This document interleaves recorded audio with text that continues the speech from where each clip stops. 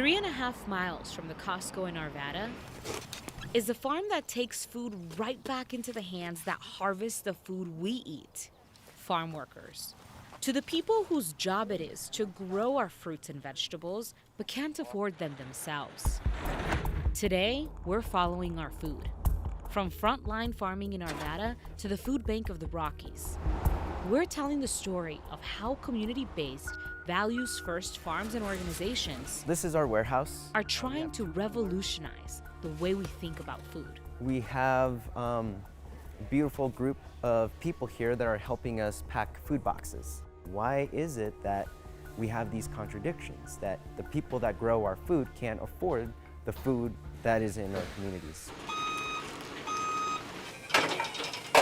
At our third stop, Denver Food Hub, farmer Roberto Meza says it has to do with low wages, lack of access, and economic opportunities. A system that prioritizes profits over people. Here, they fill over 200 boxes with fresh produce from other farms with similar visions, eliminating middlemen in distribution so more of the profit reaches farm workers. But he says it will cost consumers a little more. That is the dignified price. That is how the people that grow that food can eat that food. At the end of the day, for the consumer who's between 2 boxes of blueberries, the difference for us to support all of this is a few bucks? Pretty much, yeah. After the food and boxes are packed into the back of the truck, we drive more than an hour to Wiggins, Colorado, where Dolores del Campo with Project Protect Promotora Network is waiting in a 2-car garage. Within minutes, women from across northern Colorado help unload boxes and groceries. Almost just as fast, they finish packing the boxes with groceries from the food bank. 6 different cars are loaded with 30 to 40 boxes going to 6 different areas of northern Colorado. Dolores says each person taking boxes lives in the area they distribute. They know who needs help. Promotora Marcela Natividad took 40 boxes of groceries to a dairy in Wiggins. The groceries were all gone within an hour. 3 families had to be turned away. She says that happens almost every time she delivers to this farm. And that's the hardest part, to see the need and run out of resources. Es un trabajo muy difícil y yo digo, no es bien pagado. Mi esposo trabaja en una gorda, por eso te lo digo.